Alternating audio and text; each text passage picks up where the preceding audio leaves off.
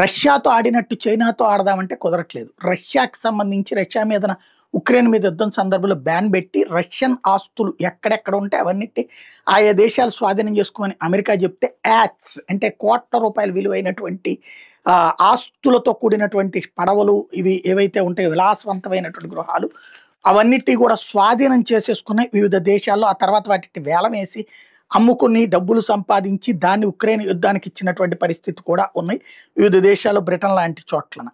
ఇప్పుడు అట్లాగే చైనాని ఇబ్బంది పెట్టాలనుకున్నాడు అమెరికా అధ్యక్షుడు ట్రంప్. అందుకోసం అని చెప్పేసి ఇచ్చిన ఆదేశాలను లేదా ఇచ్చిన సూచనలని పట్టుకుని డచ్ గవర్నమెంట్ తాజాగా చైనీస్ కంపెనీని స్వాధీనం చేసుకుంది. యూరోపియన్ కి యాక్సెస్ అయినటువంటి నెక్స్పీరియా చిప్స్, సెమీ కండక్టర్ చిప్స్లో కీలకమైనటువంటి నెక్స్పీరియా చిప్స్ సంస్థని స్వాధీనం చేసుకుంది, జాతీయం చేసేసింది ఆ దేశ ప్రభుత్వం.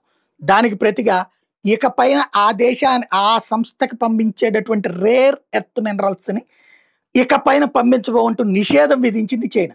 అసలు ఆ కంపెనీని స్వాధీనం చేసుకుందే ఆ పర్పస్ కిందన. అట్లాగా వాళ్ళ చేతిలోకి ఉంటే దాన్ని బేస్ చేసుకుని చైనా వాడు సరుకులు పంపిస్తాడు, దాన్ని అక్కడ ఎలక్ట్రిక్ వెహికల్స్, బ్యాటరీల తయారీకి వినియోగించుకోవచ్చు అని వీళ్ళు స్కెచ్ చేస్తాయి యూరోపియన్ యూనియన్. చైనా రివర్స్ గేర్తో దెబ్బేసేసింది.